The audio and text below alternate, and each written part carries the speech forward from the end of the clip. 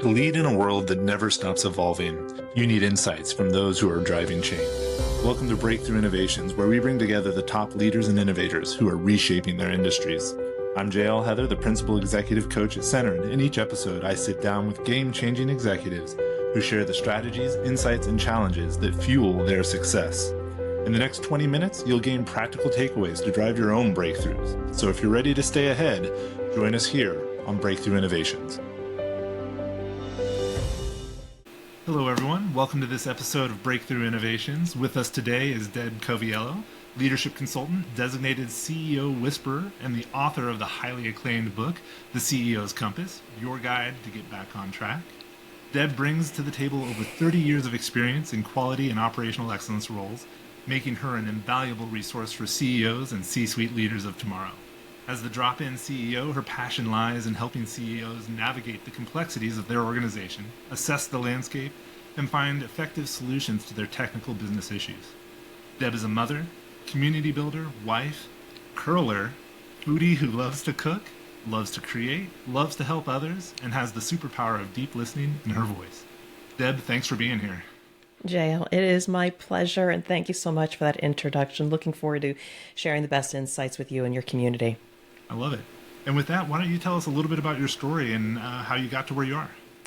Yeah, so, thank you for this. I always like to start with the personal side because, again, at the end of the day, we are humans. I am married for 36 years to my best friend, 3 adult children who have been all over the globe. I am an amateur curler. Yes, I do throw stones on ice and yell at people and sweep. And I threw food that brings people together. That's how I build community and some overweight relatives. But anyway, so as far as the professional career, again, I started out as a creative, but then somehow the switch flipped and I became a STEM professional. Went to school for biomedical engineering and then fell in love with manufacturing. So the first 15 or so years of my career, and I won't tell you how many years just yet, I was in electronics manufacturing in the defense industry and in electronics manufacturing, telecom, etc., and really falling in love with the area of quality and operation. So I learned how to make things better, faster, cheaper, safer,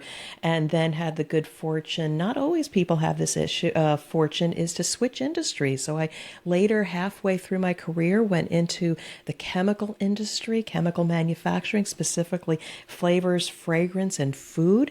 And oh my, I had to learn about food safety, and you could actually kill people with the products that we made. So that was an eye-opener, but eventually ascended to the top of my career as the head of quality and operational excellence for a global company. And that is kind of where I learned that I was no longer the smartest person in the room. I needed to evolve. I needed to learn how to be a leader versus a manager and unleash the potential of the people in my care. So fast forward, there are so many stories, but I know we're going to get into some of those lessons learned.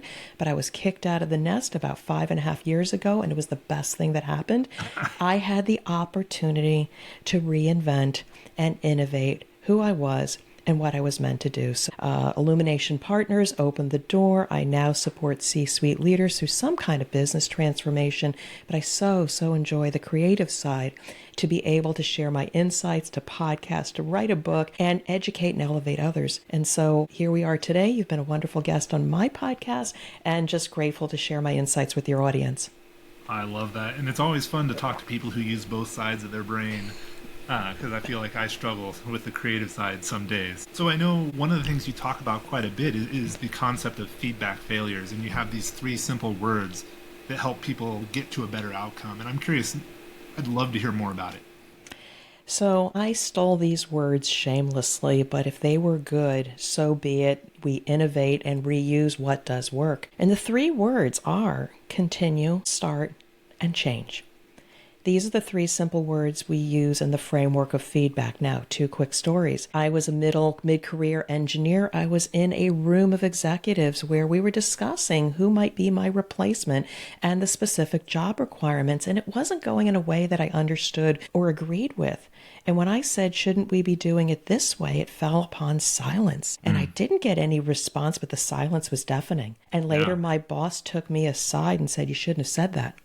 And I said, okay, then what should I have said? And It was deafening, the silence. I don't ever recall what the feedback was, but I don't ever recall getting the feedback on how to course correct.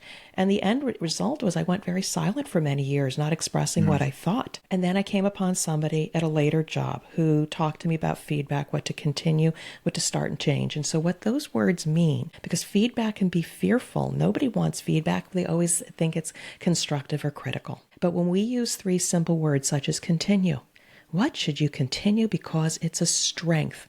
Continue to do this thing. And people can act on that. Okay, I'm good at that. I'll keep going. Number two, what should I start doing? What should you start doing is something that will elevate what you're already good at, meaning leverage this strength, leverage this positive thing, and here's what you can do. Okay, I can do that. All positive and actionable. And then the third thing is what should you change? And it's all based on what are you already doing well, but if you don't change this thing, it can detract. So what you should start doing is elevating what you're already good at, and what should you change so that you don't detract from what you're good at. Those three words together: continue, start, and change. And a quick story. I had somebody in my care who was a subject matter expert, and everybody knew him as such. But one day I saw him stand up and deliver his content, and the people were leaning into him, and he was successful in moving forward the objective. We debriefed, and he said, okay, let's talk about how this went. And I said, you should continue to always speak your thought leadership. People respect you for your knowledge. They trust you. You should start always standing up while you deliver this content, even if you're in your office alone, because the energy was higher and people leaned into you as respected authority. And I did notice that you were kind of like playing around with your wallet in your pockets, etc. You might want to change this behavior and maybe ground yourself by holding a pen so it doesn't detract from the words that you're sharing that people are leaning into. And when we debriefed, I said, was this helpful? He said, oh yeah, I can act on every single one of those things. So the point being, so we don't have feedback failures, continue, start, and change makes everything positive and actionable, and you're no longer fearful of feedback. I love that, and I love the stories. It really resonates, that whole going silent for a few years as well, because I know that almost trauma sometimes of getting that unclear feedback can really, really hit you hard. I mean, on a personal note, I was always a very talkative person. Go figure, I'm on a podcast. And society, the teachers would always say, she's a great student, she contributes a lot, but she talks too much. Okay, so then my parents had to quiet me down and tell me not to speak up. But without the full circle of, Deb, you're a smart person. Maybe we can put you over here where you can talk all you want and leverage that skill. Instead, it was don't do that. It doesn't conform. And I fear for people in school and education society to squelch innovation and creativity because of poor feedback. Yeah. Well, and I think when we look at that innovation space, how we communicate affects the flow of ideas and the quality of the outcomes. And I'm curious, when you think about your three words in terms of innovation, do they work outside of just the concept of feedback? And is there a broader sense of how do we communicate that goes along with that? Yeah, so this leans into humanity because everybody comes with ideas that are true and perceived to themselves as positive, but not everybody has the same context and perception of your reality. So when we come to a room and we brainstorm or troubleshoot something, when somebody provides an idea, everybody has their bias and preconceived notions for which they might say, oh, we've tried that. What one could do instead is continue, keep the ideas flowing. We're not so sure about this one. We'll put it up in the parking lot, but continue to bring the ideas forward. We want your humanity. We want your mind. And start, you might give them some feedback about if you position it in the framework of this versus something over here, you'll be able to get these really great ideas across the finish line and we'll be able to lean into it. As far as change might be, I can't think of anything right now. But I think when we say to people, continue with your ideas, you might want to start thinking about such and maybe change your positioning of how you say what you say. That may give people the confidence to continue to flow with their innovative ideas. So I think it absolutely does apply. And I think, like, as you were talking, I started to think about customer feedback. So a big thing we look at is how do you actually get customer feedback early in the process? And you tend, when you get customer feedback, to hear all the things that go wrong. Which, while that's not worthless by any means, I think there's a lot of really good feedback in the continue and the start part of this as well. And I think giving people this framework not only helps the message become clear, but gives them a framework to deliver a better message, if that makes sense. Absolutely. Again, feedback is a gift. No matter Yes. how it's delivered, because not everybody is trained, but customers are on a short timeline. They give you the immediate feedback. We should always say, continue, keep giving us, give us all the stuff, both Yeah. the good, the bad, the ugly, Oh, because what yeah. we can do is then it's our responsibility to put it up on that whiteboard or that data mining and see what are the themes. They may be saying one thing, but in the context of the greater thing, they're actually saying this. So we want them to continue. We, as professionals, innovators, need to start being able to be receptive to it and say, what is this picture telling us? And what can we start doing better in terms of meeting the customer's expectation? Or what is it about our product or service we should change that's resulting in so much feedback? Maybe early adopters, more user acceptance testing, etc. What can we do to improve with this gift that we got? Yeah. Well, and I mean, as you just keep taking it further and further, it works with customers, it works between two people, it works within a group setting. I like the idea of giving those frameworks. One of the ones we use a lot for feedback is I wish, I wonder.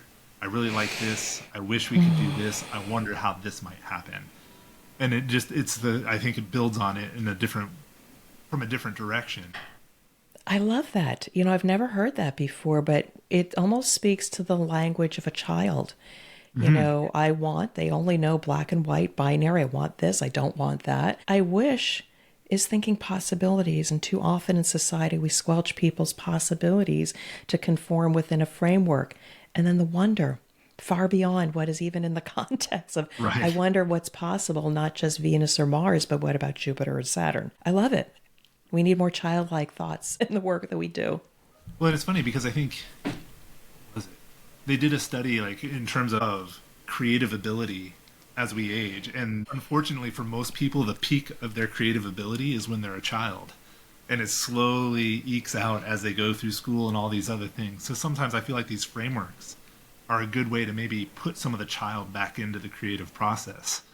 Well, I'll tell you, I'm 59 years old. I don't claim that age, but gosh darn it, I enjoy being a child right now because it's serving me so Absolutely. well. Absolutely. Absolutely. No, it's a lot of fun. I love your approach on this. I know you also have a book, and I'm curious to hear more about the book too. Okay, so shameless plug, the CEO's Compass, your guide to get back on fly. Isn't it beautiful? It's got beautiful colors. It doesn't look like a standard business book. It is meant to be that compass for that C-suite leader that feels a little bit off track. I mean, the reason why I wrote the book was I just saw in society that, through the DMAIC process, through Six Sigma, design, measure, there were systematic ways to solve problems, and people, process, and tools are the rudimentary things we teach people. But over time, I saw people still missing the mark. There were so many other compass points around purpose and performance, pride and past, in addition to people, process, and platforms, and also making it very human versus very transactional. I found were the missing pieces for the leaders I was seeing off track. So this is meant to be let's just talk about you first. Let's not talk about your IT technology or the people on your team. Let's talk to you first about your old playbooks not working. Let's start with your mindset and what kind of leader you want to be. But then I give you a choose your own adventure. Here are some examples of what being off track looks like in these different compass points, and pick and choose the ones that you need to get back on track by yourself, or maybe the CEO Whisperer, the drop-in CEO, can be your compass or guide to get back on track. So I love it. And the audiobook is being produced right now as we speak, so you may be able Awesome. to listen to it as well before the end of the year. That's fantastic. And if people are looking to get into contact with you, what's the best way for them to reach you? So, LinkedIn is my playground. Look for Deborah A. Coviello or the Drop In CEO. It is me direct messaging you. Or if you want, go to my website, dropinceo.com. Go to my contact page, message me, and would love to have a conversation with you so we can understand each other, build some human connection, and see how we can help each other. So, thank you again for letting me plug that. Yeah, no problem. And Deb, thank you so much for coming on the show. I really love your human centered, empathetic approach to work, and like that idea of putting the child back in innovation. I think that's the highlight of this conversation for me. So I really hope everyone listening that you found an equally valuable takeaway to go and take back to work with you, or life in general. But with that, Deb, thank you very much. I really appreciate your time. Thank you, JL.